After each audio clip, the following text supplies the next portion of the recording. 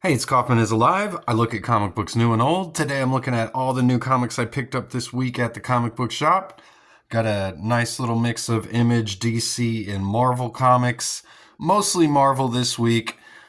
I did get one free comic book. This one was kind of unexpected and pretty cool. It was sticking out just like that at the register where they have a little stack of free comics with the Jim Lee Scott Williams name at the top. So I knew this was one I needed to grab with Jim Lee here doing the pencils, Scott Williams doing the inks, and Alex Sinclair doing the colors. So it's actually the exact same team as we are getting on Batman Hush 2 right now. The only difference is we got Brian Azzarello, who is the writer here, as opposed to Jeff Loeb. But this came out in September 04, it says. And a pretty nice looking cover. Love seeing Jim Lee drawing Superman. I haven't flipped through any of these books yet. I just picked them up at the comic book shop. So, I love flipping through comics. I'll kind of let you know why I picked these up. Obviously, this one was the Jim Lee Scott Williams team. Get this really hilarious Catwoman, the video game ad there. Got Milk ad.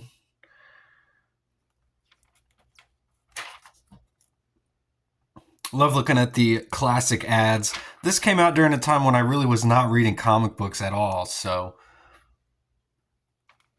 most of Jim Lee's run at DC is a huge blind spot for me. I have gone back and read the original Hush that he worked on, but so this is cool for me just because this is from an entire run that I have real no idea about, but definitely tell it looks like Jim Lee. His style really has not changed much over the years. This would fit right into the Hush 2 style that he's doing right now, I feel like. So, but this was a cool find. Again, I got this for free. So, move on to the new comics I picked up today. First, we got The Scorched number 41. This was a $2.99 comic book. This is part of the Spawn universe. We've got Plague Spawn here on the cover, coming out of his abyss. Pretty awesome looking cover here. Raymond Gay is the artist on the cover. And John Layman's the writer of this story. We got Steven Segovia doing the artwork. They've been the team on this book for quite a while now so far. And I've really enjoyed this series. Here we've got a whole bunch of members of the V team here. We'll just call them Vandalizer, Vacillator, Vindicator, and Vaporizer. So they're all family members who are working with the Viscerator, who's the daughter of the Violator. Did you get all that? Pretty hilarious group of bad guys there, if you ask me. But The Scorched is the team book in Spawn. The She-Spawn is the main character, Jessica Priest. Medieval Spawn is in this book as well. Really cool team of all the Spawns teaming up, basically. Looks like they're about to go to war with a whole bunch of Violators. So this almost looks like the plot to Spawn Kills Every Spawn, which is a series. I did an entire review of that series, so a whole bunch of different videos, a whole series of it. So go check those out if you haven't yet. Highly recommend that series, Spawn Kills Every Spawn. And I have to come out with a review of this, Scorched number 41. I have collected every issue of that, as well as I've collected every issue of Absolute Superman so far. This is issue number 8. Looks like we got Superman, Lois Lane, and Jimmy Olsen here in their absolute form, if you want to call it that. Looks like they're trying to protect Smallville. Get a Superman, the movie ad, the new Superman movie coming out, James Gunn movie. So it says a new story starts here. This is a $4.99 book. We've got this version of the Omega Men here attacking somebody. Again, I haven't read any of these books yet. I just got home from the comic book shop and I'm just flipping through them for the first time. I've enjoyed this series a lot. Not as much as Absolute Batman, but they're both pretty good.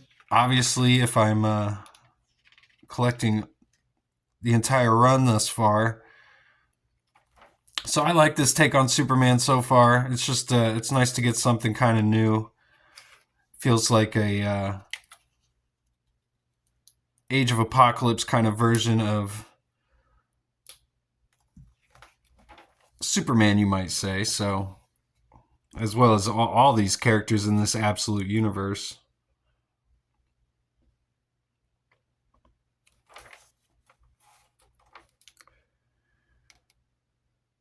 But it looks like we got some other super powered beings showing up here, which is good. I feel like this book could use that here. I don't know if that was Guy Gardner or what, or who that was.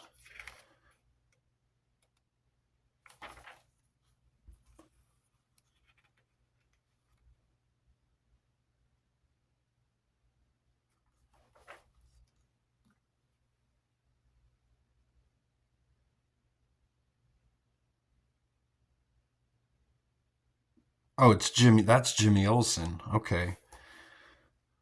I guess that is him on the cover. He's got this giant coat on. It looks like a cape. He was working for the Omega Men here, so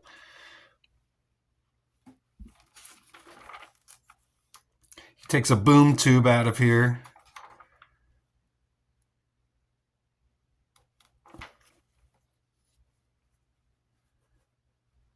And it looks like she's boomed Superman maybe out of here as well and surrenders herself to the Peacemakers. This issue is called Superman, Son of the Demon. And it says Chapter 1, Lazarus Come Forth. And Jason Aaron is the writer and Rafael Sandoval is the artist. So this looks pretty interesting. Can't wait to read this one. Now I'll move on to the Marvel books I picked up today. Imperial #1. This was a $6.99 book. I think it's about 40 pages. It's Jonathan Hickman, Federico Vicentini, and Ivan Coelho. Federico Blee, this is the creative team on this book. This is a kind of restructuring of the cosmic elements of the Marvel Universe. Hickman's taken a run at obviously the Ultimate line. He's a big part of that, this new Ultimates line, which we'll get into later. I bought a couple books, a couple Ultimate books. But he took his run at the X-Men and Fantastic Four before that. So this is Marvel letting him kind of restructure everything cosmically, galactically in the Marvel Universe. Throw in some of the mysticism as well. And apparently this is also where Professor X and Lilandra are going to end up. Their storylines spawning out of X-Men is going to tie into this as well. So I am interested to see where this is all going. Looks like a whole lot of talking and setup, which you would probably expect from Hickman. Tons of universe building here in this issue, I'm sure. I'll probably have to read this a few times, I'd imagine, to really get all of it if I know Hickman in a first issue like this. But we're here. We already got some of the Shi'ar Empire here, so I figure Lilandra and Professor X are definitely going to play a part in some of this. And I think you might have also had to have read Gods, perhaps, before this, which was another Jonathan Hickman series that came out last year that delved more into the mystical elements of the Marvel Universe as well. So this looks like maybe it has a bit of Star Wars to it. Wouldn't surprise me at all. And it's also done in chapters here, as you can tell. This entire issue has multiple chapters to it.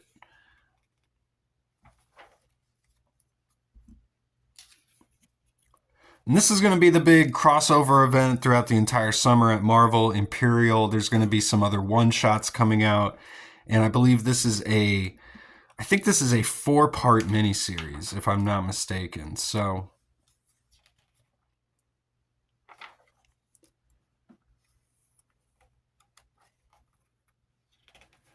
got Nova showing up here. He's one of my favorite Marvel characters. One of the more underutilized characters, I feel like. Along with Silver Surfer. I hope he shows up too at some point. We got Ronin and Deathbird. Looks like Planet Hulk may have a part in this as well. So that was Imperial #1. Then I got X-Men #17. This is a pretty awesome cover here.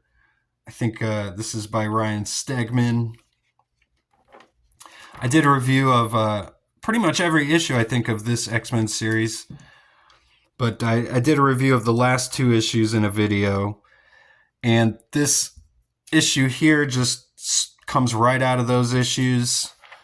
This is just the continuation of those 2 stories. So if you read those 2 issues, I guess pick up this one as well. I'm a big fan of the artist here, Nitho Diaz. I think he's one of the more unheralded artists going at Marvel right now. There's a Marvel swimsuit special ad there.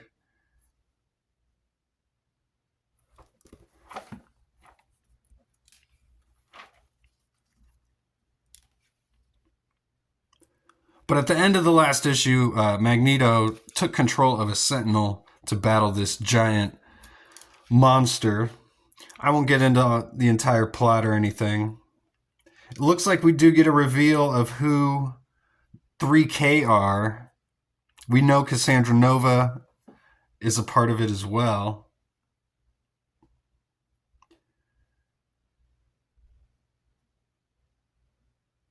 Looks like Joseph, he says. So maybe the Magneto clone Joseph as well is a member of this group. This character looks like her name is Astra. That looks like the Maker to me.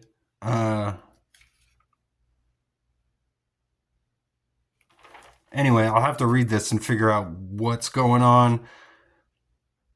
I did see that it was going to be revealed who's sitting on in these chairs here, so as a part of 3K.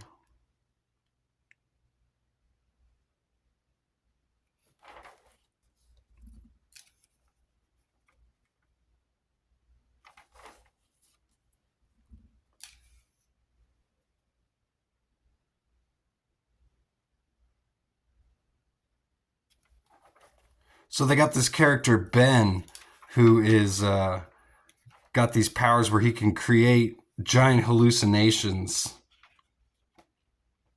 And Beast's warning him not to go on the battlefield, but it looks like he's about to join the X-Men in their fight against these other X-Men, 3K's X-Men. They're calling themselves the X-Men. They're trying to take the name for themselves here. Some pretty awesome colors in this book as well.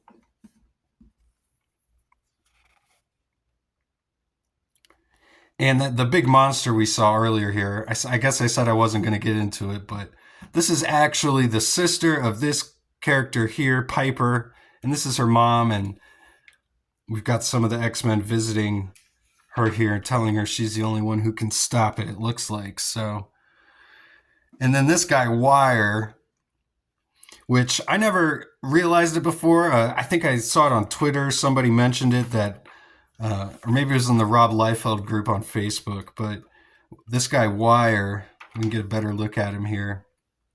Spelled Wyre. I didn't realize it, but it's like a takeoff of Cable, right? And he's like kind of this big guy. He's got these wires on him, but he's also got like these giant cable guns and stuff too. I've never thought about that, how he's kind of a takeoff of Cable, but I thought he was a very 90s inspired bad guy here. But it looks like he's entered the X-Men's base, the Factory. So things just keep heating up here in X-Men #17. A great cover here with the colors as well. Looks awesome. I think J.P. Mayer is the inker and Marte Gracia does the colors on this book, it says. Great team. Then we got the Ultimate Wolverine #6. Got Chris Condon is the writer here. And Alex Linz is the artist, I believe is the name of the artist. Yes, it's a guest artist on this book. And Brian Valenza is doing the colors here. And at the end of the last issue, which I highly recommend, Victor Creed, who you might also know as Sabretooth, was able to take Wolverine captive, and he's taking him back to the opposition's base. And the pretty cool looking splash page there of just that window. Or maybe it's this cage that Wolverine's in. But I really like the artwork on the last issue, which Alex Linz, he was also the artist on that issue. And these pages look pretty good so far as well. So there's Legion, the ultra powerful telepathic son of Charles Xavier. And it looks like he's going to get into the mind of Wolverine here. This looks like it might be a pretty fun issue. Exploring the completely messed up mind of Wolverine here. The Winter Soldier.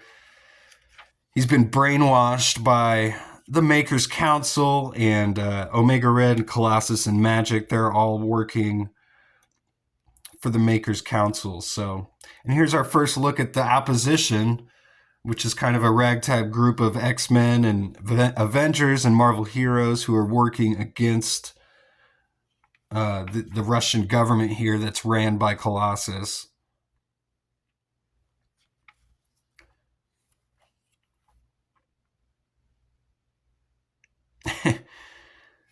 That's pretty classic. I'm the best there is at what I do. Looks like we might have the old Wolverine back finally here. So very cool. Ultimate Wolverine number 6. This was a $4.99 book. Can't wait to actually read that one. I picked up Ultimate Spider-Man Incursion. This is a one-shot. This was $5.99. Dennis Camp and Cody Ziegler are the writers on here. Dennis Camp's been writing the Ultimates in this Ultimate Universe, and Cody Ziegler's been writing Miles Morales. So, and Jonas Schraff does the artwork in this issue here. And this was a cool concept. I was wondering if they were going to ever bring up the fact that Miles Morales actually came from the original Ultimate Universe. And they did bring it up way back at the beginning when they relaunched the new Ultimate Universe. And the maker has offered Miles a chance to re-enter it, but he doesn't want to leave his life here in the main Marvel 616 continuity that he is now in with Peter Parker and the Avengers. His life's going good, so he kind of threw the card away, the card that the maker had given him. But unfortunately, his sibling Billy here grabs it, and they get teleported to the Ultimate Universe. So, an interesting setup, and we saw this actually happen in the Free Comic Book Day issue, the Ultimate Universe Free Comic Book Day issue, which I did do a review of all the Marvel Free Comic Book Day issues, so go check that video out too. But here we've got Ultimate Spider-Man along with his son, Richard Parker, who's in the black costume. And I guess he's Venom, basically. And it looks like we got Spot, which is awesome. This is one of my son's favorite Spider-Man villains. He played a big part at the end of the animated Spider-Man cartoon on Fox. This is the first time I've seen these pages. This is really cool seeing him. I'm assuming that, yes, it is. He calls him Spot. So, and here we got Miles joining the action here. So meeting this Ultimate Spider-Man Peter Parker and his son for the first time. So I can't wait to read this. This is a pretty interesting setup. I love that it's, actually takes place in Marvel continuity. This isn't some Elseworld story or anything. This is something they've been building up to for over a year, I feel like, maybe even longer. So really interesting stuff. Here's the Maker's Council. Some former heroes who have become villains in this universe. And we've got the Ultimates here as well. So this is a really cool comic. I can't, again, wait to get a review of this put out. So perhaps Miles joining the Ultimates. Looks like somebody's grabbed him here, and I have a feeling I know who it might be. I have read the most recent issue of the Ultimates. If you haven't read that yet and you are interested in this, I'd highly recommend go reading, I think it's Ultimates number 12. Go check that one out, because some stuff happens in there that looks like plays into this. And the last comic I picked up today, I got Ghost Rider vs. Galactus number 1. This was really cool. This one kind of flew under the radar. Not a whole lot of hype behind this at all or anything, I feel like, but we got J. Michael Straczynski doing the writing and Juan Ferreira doing the artwork on here. And he's an awesome artist, definitely somebody who I hope gets a lot more work at Marvel or anywhere he goes. I saw some of his work on an issue of Venom. I think he might have done 2 issues of Venom. But stuff immediately stood out to me. And as you can see here, this is some really great looking stuff. Just Ghost Rider versus Galactus. We got the Thing here as well. Kind of an indie style to his work, but I feel like when you're looking at his artwork, it almost feels like you're just looking at a very talented artist's sketchbook. A lot of this stuff just looks like stuff you'd just kind of be doodling in your sketchbook, and he turns it into these really great pages that tell an awesome story. This is some awesome stuff here. I was flipping through this in the store, which definitely sold me on it. Look at some of these colors. This is just some great stuff. So I can't wait to get a full review out of this.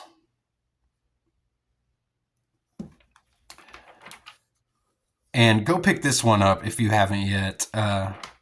Just go do it. Look at this stuff. This is awesome. Ghost Rider vs. Galactus. Enough said, right?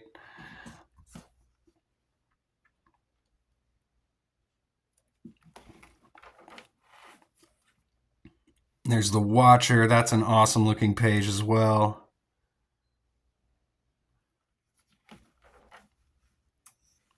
And I believe this is a one-shot, so it's not part of any larger miniseries or anything, if I'm not mistaken.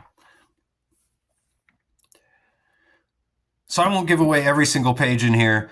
Go check this one out. I highly recommend just go buying this based on the artwork alone. It's got a great writer on it as well.